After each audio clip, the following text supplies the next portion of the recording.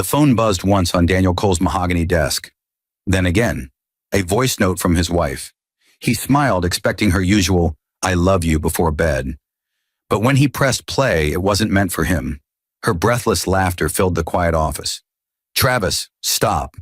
If Daniel ever finds out about last night," the sound of another man's voice cut in, low and teasing. "He won't. He trusts you too much." Daniel's hand froze. His wife's voice, his best friend's laugh, in his own home. For 10 years, he'd built her dreams, paid her debts, raised their children. But what he just heard shattered everything he believed about love, loyalty, and trust. Now his eyes drifted toward the wedding photo on the shelf, her smile perfect, her lie flawless. But what happens when a kind man discovers the truth too quietly? When a husband who never yells decides to listen instead, and when the voice you thought was yours becomes the weapon that ends you? Daniel Cole had spent the evening finishing inventory reports when his phone buzzed on the desk beside him. A voice note from Vanessa. He smiled at her contact name, My Sunshine, and tapped play. Her voice filled the quiet office, low and warm at first, then suddenly intimate in a way that didn't belong to him. "Travis, you drive me crazy," she whispered, laughing softly. "If Daniel ever finds out about last night, we're finished. But he won't. He's too busy pretending to be perfect."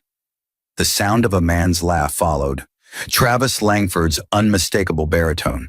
Daniel froze. Every sound sharpened. The hum of the AC, the ticking of the wall clock, his own pulse. The message kept playing, her words tumbling out. Unguarded, careless, recorded in the same voice she'd used to say goodnight to him just hours ago. When it ended, the silence was suffocating. For a long moment he sat still, his hand resting on the phone like it might burn through his palm. He replayed the message. Then again. The timestamps confirmed it. Sent less than 5 minutes ago. Accidentally forwarded. His name had been a mistake. Her voice, her lover's laugh were not. He rose from his chair slowly, every motion deliberate. He wasn't the kind of man who broke things. Not the kind who shouted. Vanessa had once told her friends he was too calm for his own good. She never understood that his calm came from discipline. The kind that carried generations of quiet men who didn't show pain. They planned through it. He stepped outside into the cool Dallas night. The city skyline glittered ahead, cruelly peaceful. He stood there for minutes, letting the rage settle into something usable. Then he went back inside, sat, and began to forward the voice note to his private email. He labeled it, attached metadata screenshots, and saved a copy to a secure drive. Evidence. He didn't know what his next move would be yet, but he knew he wouldn't move blindly. When Vanessa got home, she found him still in the study, typing. She leaned against the doorway, her perfume floating before her words. "You're still up?" she asked casually, as if she hadn't just detonated their marriage. He smiled faintly, not looking up. "Inventory numbers," he said. His voice didn't shake. His fingers never paused. She kissed the top of his head, oblivious. "Don't stay up too late." The moment her footsteps disappeared down the hall, he stopped typing. His reflection in the dark window looked unfamiliar. Older, colder. He whispered the words to himself, testing how they felt on his tongue. Travis Langford. He scrolled through his phone, finding their last group photo. Him, Vanessa, Travis, and Claire at the charity gala 2 weeks ago.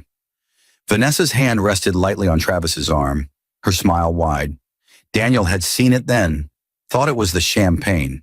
He knew better now. He forwarded that photo too, added it to the same encrypted folder. By morning, he would have every text, every timestamp, every piece of proof she'd buried beneath her perfect life. He picked up his phone again, opened his contacts, and hovered over one name, Alyssa Grant, family lawyer. It was after midnight. He could call, or he could wait. For now, waiting was power. He would let them believe he knew nothing. Let them whisper, plan, and sleep beside betrayal one more night. Upstairs, he heard her soft laughter through the bedroom door, scrolling her phone, maybe messaging Travis again. The sound hit him like static, but he stayed seated, eyes fixed on the dark city. There was no anger left, only calculation. He pressed record on his phone, whispering a note to himself for the morning. Hire a private investigator. Keep everything quiet. Then he exhaled, long and steady, as if releasing the last piece of the man she once thought she could fool. When the phone screen dimmed to black, his reflection in it smiled faintly. "Good night, Vanessa," he murmured, and the tone in his voice made the night itself uneasy. The morning sunlight crept through the blinds, brushing the edge of Daniel's desk. He hadn't slept. The voice note still sat open on his screen, time-stamped, downloaded, and stored in 3 separate drives. Vanessa's soft humming drifted from the kitchen, the same woman who'd whispered another man's name hours ago. He adjusted his tie, glanced once at the mirror, and left without a word. By 8:30 a.m., he was sitting across from Frank Dalton, a retired detective turned private investigator, in a quiet Dallas cafe that smelled of burnt coffee and old secrets. Frank was heavy-set, mid-50s, eyes sharp behind tired lids. He listened without interrupting as Daniel played the voice note again through an earpiece. When the recording ended, Frank simply said, "That's your wife and your partner, no doubt." Daniel's jaw tightened. "I don't want confrontation. I want evidence. Proof that will hold up in court. Locations, dates, transactions, anything that ties them together." Frank nodded slowly. "You want to win before they know you're even fighting?" "Exactly." They discussed logistics, phone records, hidden cameras, hotel logs, financial traces. Frank's methods were quiet, professional, airtight. "You'll need to stay calm," Frank said finally. "Most men I meet in your shoes explode. You," he studied Daniel, "you're thinking 6 moves ahead." Daniel paid the bill, left a generous tip, and walked out without looking back. The mask of composure was beginning to feel natural. By evening, Frank was already in motion. He planted discreet tracking software on Vanessa's car through a valet contact, linked her calls to a shadow database, and flagged 2 hotels downtown where Travis was known to entertain clients. Daniel received updates each night, never replying with more than a single line, "Continue." At home, Vanessa played her part perfectly. She cooked dinner, teased him about work, texted under the table when she thought he wasn't looking.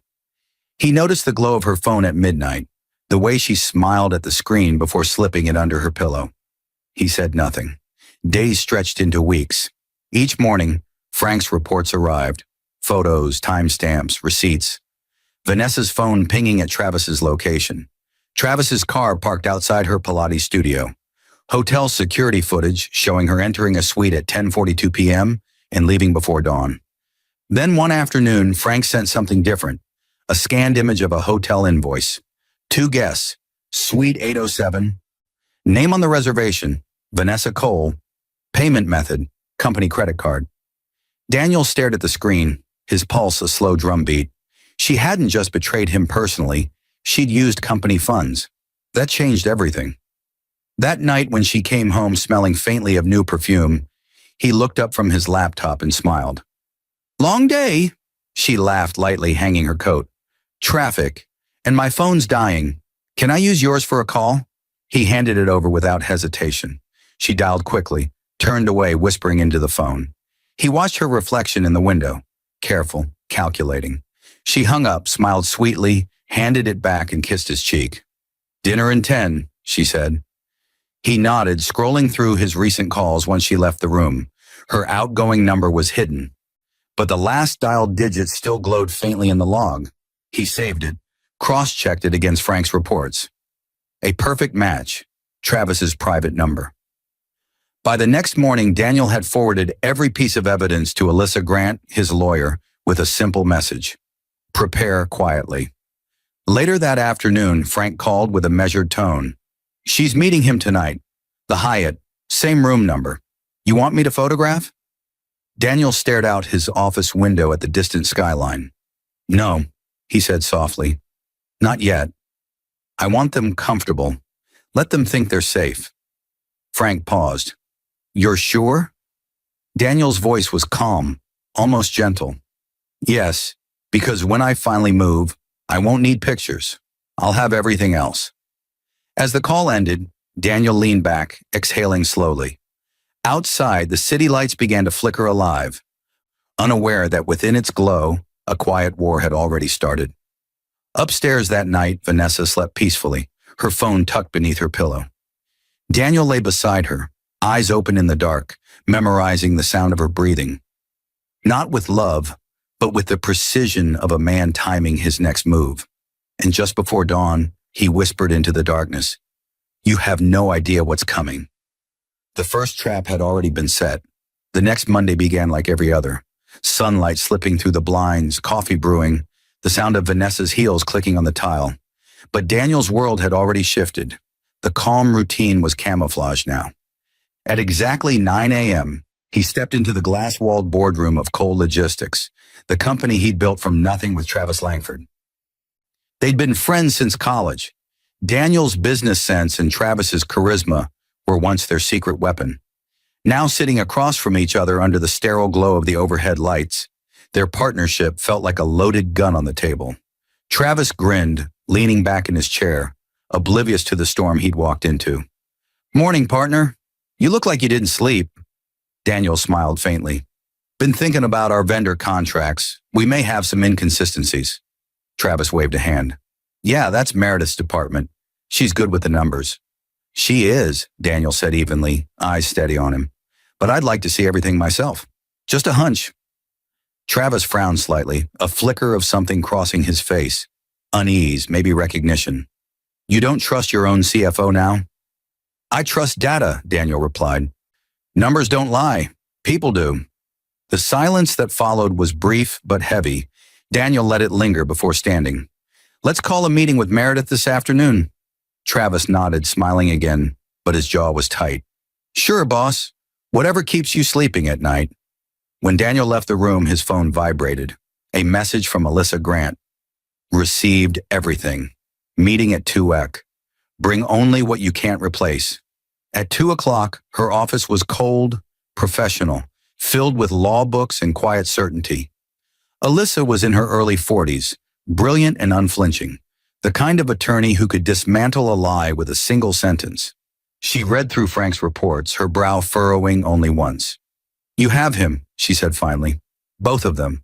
The affair, the financial fraud, misuse of corporate assets. But we'll need to keep this airtight." Daniel nodded. "How long until we can move legally?" "I'll file an injunction to freeze shared accounts," Alyssa said, tapping her pen against the table.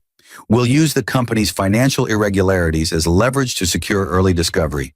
You'll get access to her phone records, bank transfers, and anything else she thinks she's hiding." "Good," he said quietly.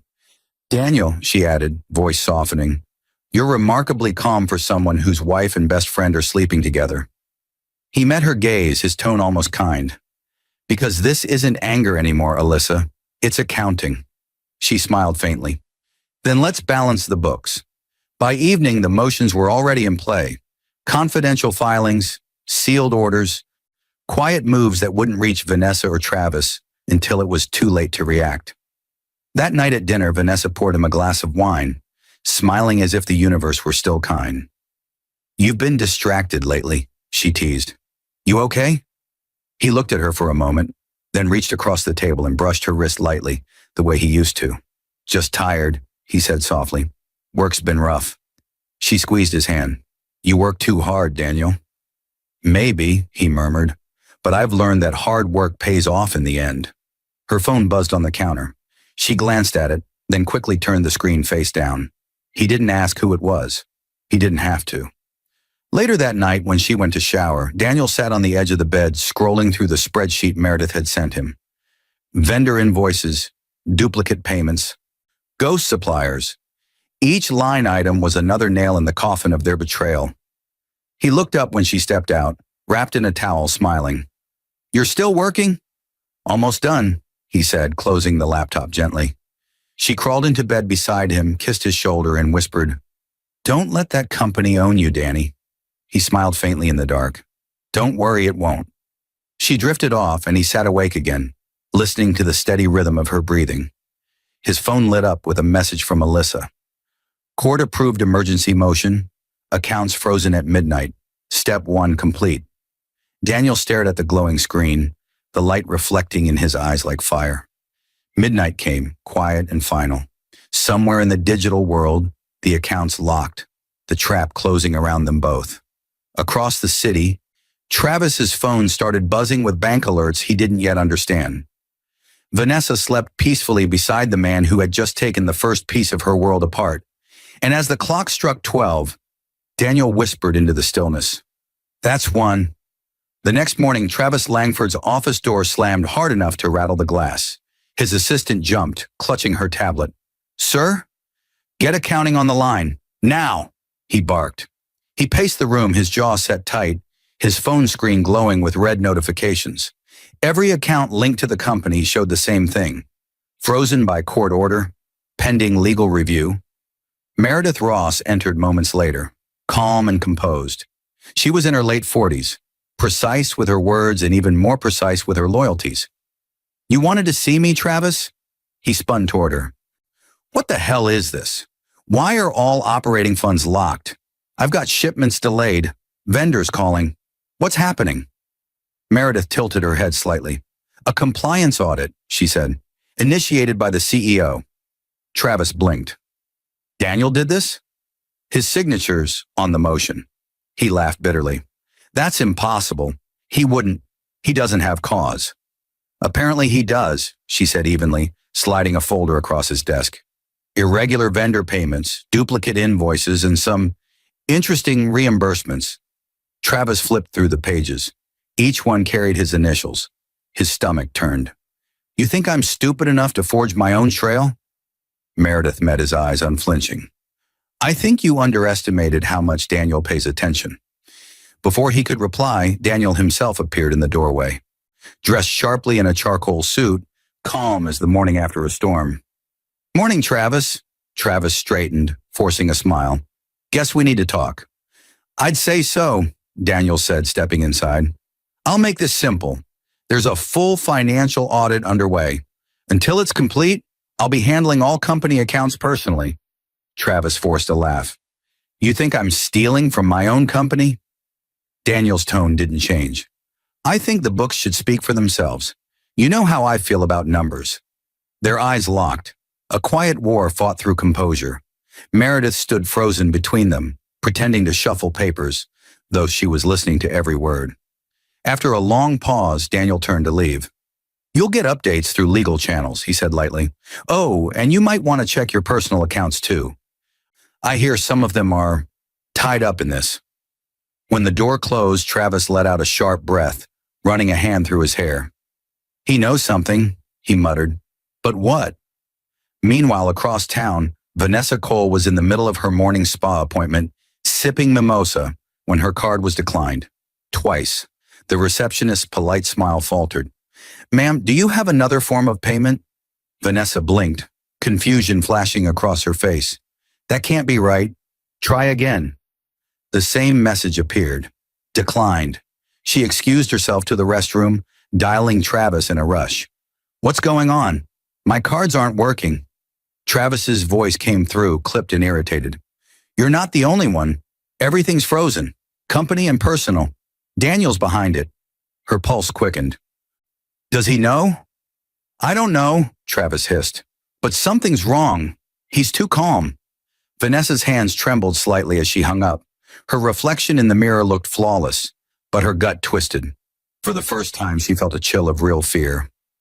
That evening, Daniel came home early. Vanessa met him at the door, forced a smile. "Rough day?" He smiled faintly. "Not really. Things are aligning." She laughed nervously. "My cards weren't working earlier. Did you change something with the accounts?" "Probably a system glitch," he said. "These banks make mistakes all the time." Her eyes searched his face. Calm, steady, too calm. He kissed her cheek and walked past her toward the study. "Dinner in 20? "Sure," she said softly, watching him disappear down the hall. Her heart thudded against her ribs. In the study, Daniel closed the door and dialed Alyssa Grant. "It's working," he said quietly. Alyssa's voice came through clear. "Good. The financial freeze will hold while we prepare the next move. Custody and DNA motions will follow once we finalize the evidence from the investigator." He nodded, eyes on the dark window. "How long before they realize what this really is?" "They'll know soon," she said. And by then, it'll be too late to fix. Daniel ended the call, his reflection watching him from the glass. Somewhere between justice and vengeance, he had found a kind of peace.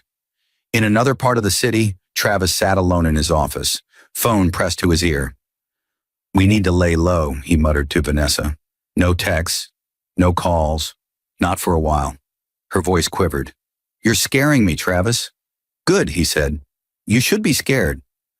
He's not acting like a man who just found out. He's acting like one who's already won. The line went dead.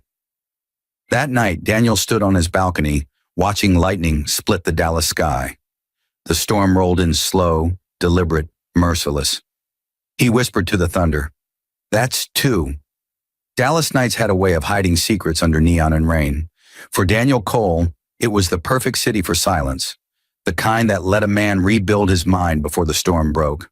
Frank Dalton's voice came through the speakerphone, crisp over the hum of rain hitting glass. "You're going to want to see this one in person," he said, "tonight." By now, Daniel didn't ask questions. He grabbed his coat and drove. The city lights blurred past, his reflection in the window as unreadable as the night. When he arrived at Frank's office, a narrow building tucked behind a car wash, he found the investigator surrounded by photos, files, and time-stamped documents. Frank gestured toward the desk. "Everything's organized chronologically. They've been seeing each other for almost a year." Daniel didn't flinch. His eyes scanned the images. Vanessa entering hotel suites, leaving in early morning light, Travis's car parked nearby, their phones pinging from the same tower at the same hour. Every photo felt like a cold knife. Frank slid one last folder across the desk. "This is what clinches it. They're sloppy with payments. He booked the Hyatt under an alias, but used her rewards number. I cross-referenced it. There's no mistake." Daniel leaned back, the leather chair creaking softly. "She's using company time, company money, and she's using my trust as cover." Frank's tone softened. "Most men lose their minds when they see this." Daniel's gaze was fixed on one photo, Vanessa laughing, head tilted back, Travis's hand on her waist. "I'm not most men." He gathered the files carefully, sealing them in an envelope. Before he left, Frank said quietly, "There's one more thing. I know you're not asking, but I ran background checks on the kids' birth certificates. The dates, they line up too neatly. If you want certainty, you'll need DNA." Daniel's fingers tightened on the envelope. "Arrange it." The next day, Daniel walked into Alyssa Grant's office and laid the evidence on her desk. She flipped through the photos, nodding slowly. "This is airtight, and if the paternity tests confirm what I suspect, we'll have the court by the throat." He stared at the wall. "Do it discreetly. I won't have her destroy them with lies." That afternoon, while Vanessa was out shopping, a nurse from the lab visited their home, posing as a family health consultant. Swabs collected from Daniel, Vanessa, Lily, and Mason, all under the guise of a routine insurance update. Vanessa laughed as she signed the forms. "Always something new with these companies." Daniel smiled faintly. "It's better to know what's ours." A week passed. The results came in an unmarked envelope. Alyssa called first. "Daniel," she said softly, "you need to sit down." He didn't. He listened standing, hand braced against his desk. "Neither child shares your DNA," she said. "Both match Travis Langford's." For a moment, the world went soundless, not the crushing silence of grief, but the heavy, deliberate quiet of a man crossing a line he could never return from. He thanked her, ended the call, and sat in his chair for a long time. The ceiling fan whirred. Somewhere outside, kids were laughing in the street. He stared at their family photo, the one Vanessa had insisted be taken last Christmas. Her hands around the children, his arms around them all. The photo cracked slightly under his grip. That evening, Vanessa breezed into the house in a floral dress, talking fast about her day, the boutiques, the weather. She didn't notice the way he looked at her. She didn't see the quiet verdict in his eyes. At dinner, she poured him wine again, her voice light. "The kids want to go to the zoo this weekend. Maybe you can take them. You've been so busy lately." He smiled, the kind of smile that hides a hurricane. "Of course. We'll go." She relaxed, relieved. See? That's why I love you. You're steady, predictable. He raised his glass.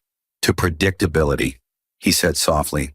When she went upstairs to put the children to bed, Daniel opened his phone and sent a short text to Alyssa. Proceed to phase 3. 2 words. That was all it took to trigger everything. The custody petition, the subpoena for paternity confirmation, and the sealed evidence packet ready to hit court at dawn. Upstairs, Vanessa kissed Lily goodnight, humming softly. She paused at the bedroom door, catching her reflection in the hallway mirror. For a fleeting moment, she thought she saw something different in her own eyes. Fear, maybe, or guilt trying to whisper through denial.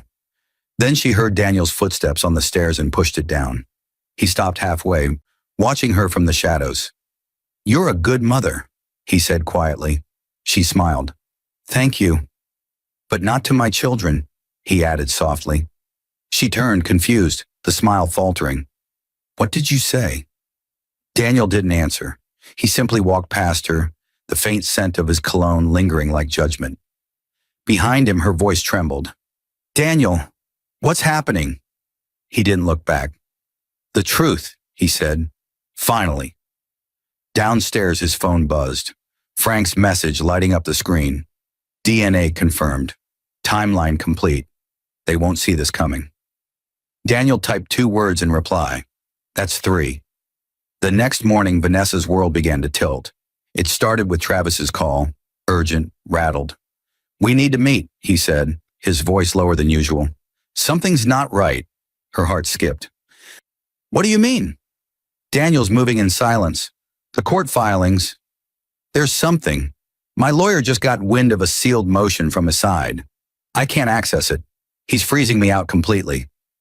Vanessa stepped out to the balcony, robe cinched tight, morning wind brushing her hair. You think he knows? I don't think, Travis said sharply. I know, he's cutting us off. We need to be smart now. She sank into the lounge chair, clutching her coffee cup like it was a lifeline. I signed the divorce papers he gave me last week, she whispered. He said it was just to make things easier before the formal hearing. I didn't even read them. He seemed so calm. I thought he wanted peace. Travis froze on the other end. You what? He said he just wanted it over with, she said quickly, voice trembling. He looked at me with this calmness. I thought he was letting go. Vanessa, Travis hissed, you never ever sign anything you haven't read. Get your own lawyer now. He gave her a name, Michael Reese, a seasoned attorney known for handling high net worth divorces.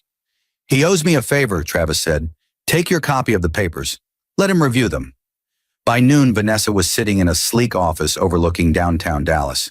Michael Reese, a man in his 50s with silver hair and a lawyer's patience, adjusted his glasses and opened the folder she handed him.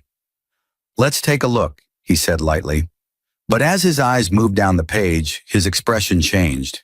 He flipped to the 2nd, 3rd, 4th page, then stopped. Mrs. Cole, did you read any of this before you signed? Her stomach turned. No.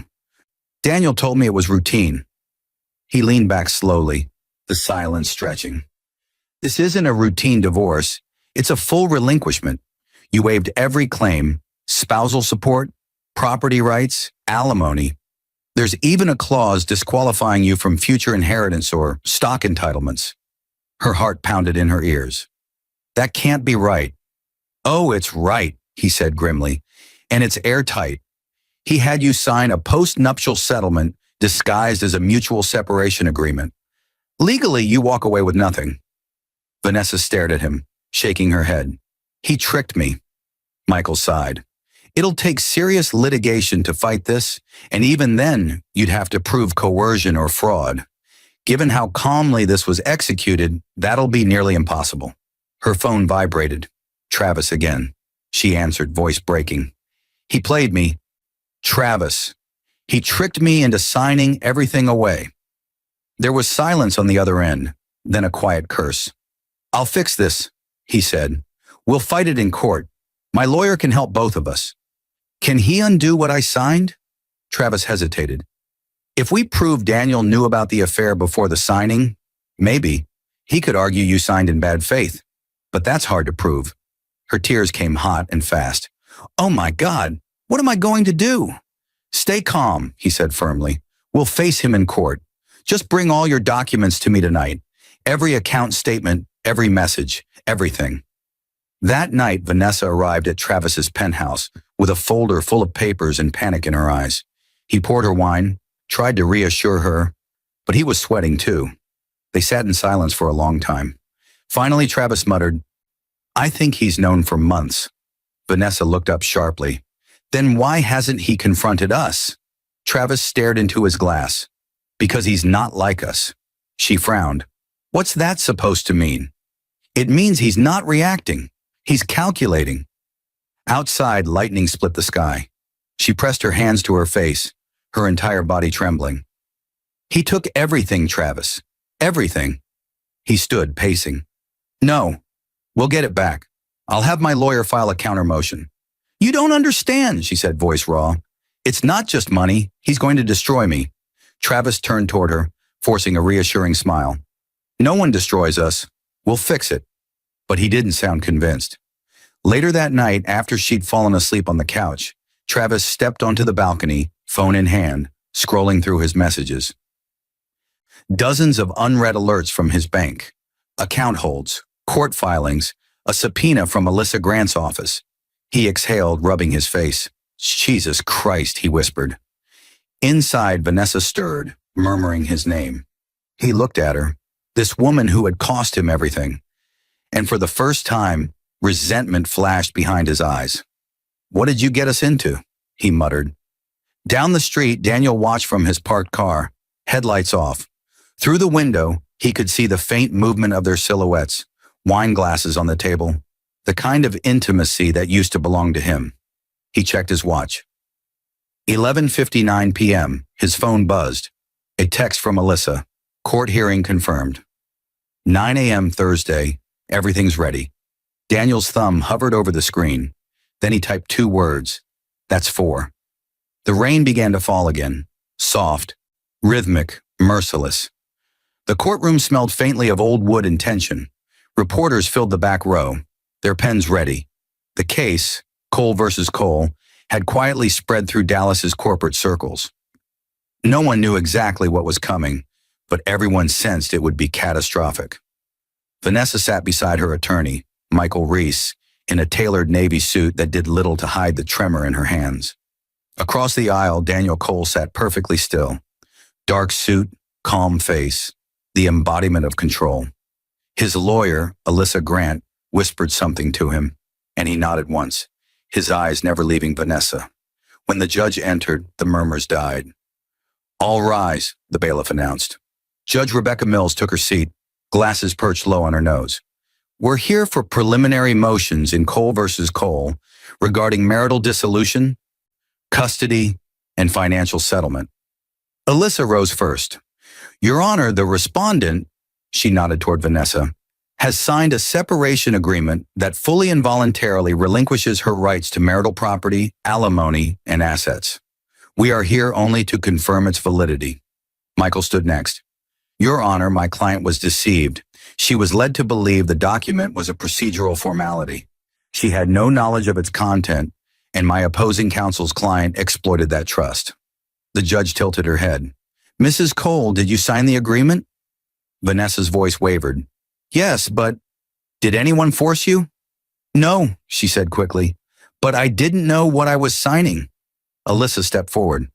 Permission to submit Exhibit A, she said. The clerk handed over a neatly bound packet, Vanessa's signed agreement, time-stamped, notarized and witnessed by the family's accountant. The judge flipped through it, then looked up. Mrs. Cole, this document includes a statement in your handwriting acknowledging full comprehension of the terms. Did you write this? Vanessa blinked, confused. That's not... She stopped. It was her handwriting, the note at the bottom. I, Vanessa Cole, fully understand and accept all terms stated above. Her throat closed. He must have added that later. Alyssa didn't flinch. The statement was written and initialed in the presence of 2 witnesses. Both have sworn affidavits on record. The judge raised a brow. Unless you can prove forgery, Mrs. Cole, the document stands. Michael leaned toward Vanessa, whispering urgently. Stay calm. We'll challenge chain of custody next. But Alyssa wasn't finished. Your Honor, we have additional evidence regarding the respondent's breach of marital fidelity and misuse of corporate assets. Exhibit B. The courtroom doors opened as Frank Dalton stepped in, carrying a sealed folder. He handed it to the clerk. Inside were photographs, transaction reports, and a log of GPS data. Alyssa addressed the court with surgical precision. For 1 year, Mrs. Cole engaged in an extramarital affair with Mr. Travis Langford, her husband's business partner. During that period, she used corporate funds to finance personal trips, hotel stays, and gifts under falsified vendor expenses. The gallery erupted in whispers. Vanessa's face drained of color. "That's a lie," she shouted, standing. "He's twisting everything. Travis can explain." "Excellent," said Alyssa coolly, "because Mr. Langford has been subpoenaed. He's waiting outside." The bailiff opened the door and Travis walked in. His suit was immaculate, but his eyes betrayed sleepless nights. He didn't look at Vanessa as he took the stand. Alyssa approached. "Mr. Langford, were you aware that Mrs. Cole signed away all financial claims before filing for divorce?" Travis hesitated. I wasn't aware of the exact terms. Were you in a relationship with Mrs. Cole during her marriage?" His lawyer tried to object, but the judge overruled. "You will answer the question." Travis's throat bobbed. "Yes." Vanessa turned toward him, her voice cracking. "Travis," he kept his gaze forward. "Yes, we were together." The room went dead silent. Alyssa's voice stayed steady. "And are you aware of the results of the paternity test ordered by this court?" Vanessa's head snapped up. "What test?" Alyssa handed a sealed envelope to the judge. "Both children, Lily and Mason, were tested. The results confirm that Mr. Langford is their biological father." The sound that escaped Vanessa wasn't a cry, it was a hollow gasp, the kind that drains air from a room. Her hands gripped the table as the words sank in. Judge Mills's tone was firm. "Is this true, Mr. Langford?" Travis looked down. "Yes." The courtroom broke into murmurs. Reporters scribbled furiously. Vanessa covered her face, shaking. No, that's not possible. He's lying. They're lying." Daniel didn't move. His calmness was almost cruel. He simply watched, eyes empty of warmth, as her entire world collapsed in front of strangers. The judge called for order. "Mrs. Cole, please sit down or I'll have you removed." Alyssa stepped back, closing her file with quiet finality. "Your Honor, given the evidence, financial misconduct, adultery, and confirmed paternity, my client requests full custody of the minors and enforcement of the signed settlement in its entirety." Judge Mills nodded. "Motion granted. Mrs. Cole's petition for annulment of the agreement is denied. Custody to Mr. Cole, assets as stated in the original settlement, case adjourned." The gavel struck. Vanessa's scream was soft, strangled, almost lost under the echo of the wood. Reporters swarmed as Travis rose from the stand, but he didn't meet her eyes. He walked out quickly, his reputation bleeding in real time. Daniel stood buttoning his jacket. For a moment he looked at Vanessa, his voice calm, almost gentle. "You should have sent that voice note to the right man." She tried to speak, but nothing came. As he turned to leave, Alyssa whispered, "That's 5." Outside the courthouse, the cameras flashed like lightning. Daniel walked through them untouched, his face unreadable. Behind him, the sound of Vanessa's breaking life followed like distant thunder. By dawn, the story was everywhere. CEO wins brutal court battle, partner named in affair and paternity scandal. Daniel Cole's name was splashed across every business feed in Dallas, his picture framed beside words like resilience, precision, strategy. Vanessa's name followed beneath, spouse stripped of assets after infidelity revelation. Travis Langford's photo came next, former co-founder under investigation for corporate fraud. The world had woken up to the wreckage Daniel left behind. He didn't watch the news. He sat in his quiet home, sipping coffee, sunlight spilling across the marble counter where Vanessa once set his breakfast each morning. The silence now felt earned. His phone buzzed. Meredith Ross again. "They're both finished," she said flatly. "The board voted this morning. Langford's shares have been frozen pending audit. The investors sided with you unanimously." Daniel nodded. "Good." What about the audit findings? They confirm everything, she said. Misappropriation, false reimbursements, unauthorized transfers. We'll file the civil suit this week. He smiled faintly. Perfect. On the other end of the city, Travis sat in his condo surrounded by unopened envelopes and a half-empty bottle of whiskey. His phone wouldn't stop ringing. Clients, journalists, investors, all demanding explanations he couldn't give. Claire Langford stood in the doorway, her arms crossed, a printout in her hand, the headline glaring in bold. "You humiliated me," she said quietly. "You humiliated us." Travis lifted his head, eyes bloodshot. "Claire, please." She threw the paper at him. "The kids saw this. Our daughter asked me why her father's face is on the news with another woman's name. Do you have any idea what you've done?" He reached for her hand, but she stepped back like his touch burned. "Don't," she said. "You deserve every piece of what's coming." Then she left, slamming the door hard enough to shake the windows. Across town, Vanessa was a ghost in her own life. Her phone exploded with messages, friends pretending concern, enemies whispering satisfaction. By mid-afternoon, she couldn't step outside without someone pointing, snapping a photo, pretending not to stare. Her credit card still didn't work. Her accounts, gone. Her name, poison. She tried calling Travis, but he didn't answer. The third time, he finally picked up. "What do you want, Vanessa?" he said flatly. "What do I want?" she snapped, her voice cracking. "I want my life back. You promised me this wouldn't happen." He laughed bitterly. "Your life? You ruined mine too. You think I planned this? He played us both." She clenched her jaw, tears threatening. "We can fix it, Travis. We can appeal." He cut her off. "No, you can't. You're broke. I'm under investigation. And Daniel Cole owns everything we touched." "Please," she whispered, "I need you." But he'd already hung up. That evening, Daniel arrived at Cole Logistics headquarters for the first time since the verdict. The staff stood when he entered, not out of obligation, but respect. The company felt different now, cleaner, sharper, disciplined. Meredith met him at the elevator. "Reporters want a statement." He shook his head. "No statements. Let the truth speak for itself." As he walked past the glass boardroom where it had all begun, he paused. Through the reflection, he saw himself months ago, smiling beside his best friend, his wife laughing beside them, the illusion still intact. He almost pitied that version of himself. Almost. His phone buzzed again. Alyssa. "It's done," she said. "Civil fraud charges against Langford filed. We're reclaiming damages on behalf of the company." "Good," he replied. "Make sure the filings are public." She hesitated. "You really want to go that far?" "I'm not going that far," he said softly. "They are. I'm just clearing the path." Meanwhile, Vanessa sat in her car outside their old house, staring through the gates. The security guard, once friendly, approached the window. "Ma'am, Mr. Cole said you're not permitted on the property." Her lips trembled. "He's my husband." The guard's expression didn't change. "Not anymore, ma'am." As she drove away, the same gates she once entered in luxury now closed behind her with a dull, mechanical hum. Inside, Daniel stood in the foyer, watching her car disappear down the drive. For a brief second, something flickered behind his eyes. Not triumph, not rage, but sorrow too deep to show. Then the moment passed.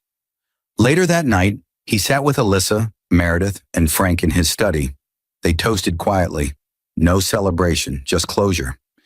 "To justice," Meredith said. Daniel swirled the amber liquid in his glass. "No," he murmured. "To consequences." Frank leaned back. "They'll turn on each other now. It's only a matter of time." "They already have," Daniel said, setting his glass down. "But let them. The noise they make will keep the world entertained while I build again." He walked to the window. Outside, the city glittered. A kingdom he now ruled alone. Behind him, lightning pulsed through the clouds, reflecting across the glass like fire. He whispered under his breath, "That's 6. The world forgot Vanessa Cole in weeks, but the internet never did. Her name still floated under every scandal headline, attached to words like cheating wife, betrayal, humiliation. Even strangers used her as a cautionary tale. Hashtags trending, podcasts dissecting the Cole affair. But for Vanessa, the noise never stopped inside her head. Every ring of her phone sounded like judgment. Every whisper in public felt like laughter. She was living in a small apartment now, a one-bedroom near the airport, walls bare, curtains thin. The furniture didn't match. The lights flickered when she turned them on. The irony burned her. She'd once thrown charity dinners for people who lived like this. Now she couldn't afford the wine she used to serve. Her reflection in the mirror startled her sometimes. The woman looking back had dark circles, chapped lips, the faint tremor of exhaustion. She reached for her phone again, dozens of unanswered calls to Travis. Finally, she typed, "Please, we need to talk." An hour later, his message came through. "Meet me at Langford Tower, midnight. Come alone." When she arrived, the building was dark except for a single light in the rooftop lounge. Travis stood by the window, suit rumpled, tie loose, the city lights painting sharp lines across his face. "Vanessa," he said quietly. She walked toward him, voice trembling. "Why haven't you answered me? We need a plan. The appeals." He turned sharply. "There are no appeals. Don't you get it? It's over." She flinched. "Don't yell at me. You promised." "I promised nothing," he snapped. "I lost everything because of you. My wife's gone, my name's a punchline, and my company's under investigation. You think Daniel did this alone? He had people feeding him. Someone inside gave him everything." Her breath caught. "You mean Meredith?" Travis laughed bitterly. "No, me. I gave him everything. He didn't even have to ask." She stared at him, confusion melting into horror. "You, what?" He turned back to the window, voice hollow. "He called me the night before the hearing, offered me immunity if I testified truthfully, said he'd let me keep whatever personal assets weren't tied to fraud." Tears welled in her eyes. "You betrayed me?" He faced her finally, eyes empty. "You were never mine to protect. You used me to climb, Vanessa. You wanted the power, not the person, and now we're both at the bottom." She stepped forward, voice rising. "I loved you." "No," he said coldly. "You loved winning. You loved what I could give you. Same as you loved what Daniel built, until you burned it all." She slapped him, the sound sharp in the empty room. He didn't move. Her voice cracked. "You're a coward." "And you're irrelevant," he said. "Go home, Vanessa, whatever that means for you now." She stumbled back, shaking, tears streaming as she grabbed her purse. "You think he'll let you walk away?" she spat. "You think Daniel forgives?" Travis smiled faintly, almost pitying. "He already did. That's what makes it worse." As she stormed out, his phone buzzed on the table. A message from an unknown number lit the screen. "Payment confirmed. File released." He froze, staring at the words. "Payment? File?" He opened his laptop, and the color drained from his face. A public drop link. Thousands of pages, emails, invoices, secret transfers, offshore accounts, all under his name. At that exact moment, notifications exploded. The media already had it. Breaking new financial evidence. Implicates Travis Langford in $12 million corporate fraud. He staggered backward, mouth open, the realization cutting deeper than any betrayal. Daniel hadn't spared him. He'd used him. Immunity for cooperation had only covered what Daniel allowed. Everything else, every secret account Travis thought hidden, had just been fed to the world. Across the city, Daniel Cole stood in his penthouse office, watching the live news feed. The screen flickered with Travis's photo and scrolling legal text. Alyssa's voice came over the phone. "The drop worked. Federal charges incoming. He's finished." Daniel said nothing for a moment, then quietly, "And her?" "She's nothing now," Alyssa replied. "No money, no allies, no public sympathy. The tabloids have moved on. She's yesterday's noise." Daniel's eyes softened, just slightly. "Good. Let her fade." As he ended the call, thunder rolled over the city. He turned toward the rain-streaked glass, the skyline glowing like fire beyond it. Down below, Travis's empire burned in headlines. Vanessa's face faded from relevance, and for the first time in months, Daniel felt the quiet he'd been waiting for. He whispered to himself, "That's 7." He poured 2 glasses of scotch, one for himself, one left untouched on the table. A silent toast to everything he'd lost and the peace he'd earned through ruin. And somewhere across Dallas, a woman who once laughed like she owned the world sat in the dark, whispering the same question to no one. How did it all go so wrong? The storm outside answered for her, rumbling low and final, like the earth itself had closed the book on Vanessa Cole. The storm finally passed. Dallas woke to the smell of wet asphalt and the clean silence that only comes after something has been completely destroyed. Daniel Cole stood at the edge of White Rock Park just after sunrise, watching Lily and Mason chase each other near the water. Their laughter carried in the morning air, sharp and innocent, unburdened by the noise of the world. For a moment, he let himself forget everything that had come before. The courtrooms, the lies, the ruin. He felt the pull in his chest, the one that always came when he looked at them. He wasn't their father by blood, but he had been there for every scraped knee, every night of fever, every first day of school. Biology hadn't made him a father, consistency had. Mason ran to him, holding up a small frog with wide eyes. "Dad, look!" Daniel smiled, crouching down. "Put him back in the water, buddy. He belongs there." The boy nodded and ran off again. Daniel watched them play, his reflection rippling on the lake's surface. 1 man, 2 children, and a peace that still didn't feel quite earned. Alyssa's voice echoed in his mind from the last meeting they'd had a week earlier. "You've won everything you wanted, Daniel. The company, the case, even the kids. What comes next?" He hadn't answered then. He still couldn't now. Winning hadn't filled the silence that Vanessa's betrayal left behind. It had just made the silence louder. He reached into his pocket and pulled out his phone. There was a message from Meredith, audit complete, full exoneration, press wants a comment. He typed back 2 words, no comment. Then he turned the phone off and slipped it away. He didn't need the noise anymore. A movement at the edge of the park caught his attention. A woman in a plain gray hoodie stood near the trees, watching from a distance. Her face was hidden under a cap. But he knew the posture instantly. Vanessa. Their eyes met across the space, brief, raw, wordless. She didn't move closer, and he didn't wave. The wind carried the sound of the children's laughter between them, the last bridge that connected what they used to be. For a long moment, she just stood there, trembling hands shoved into her pockets.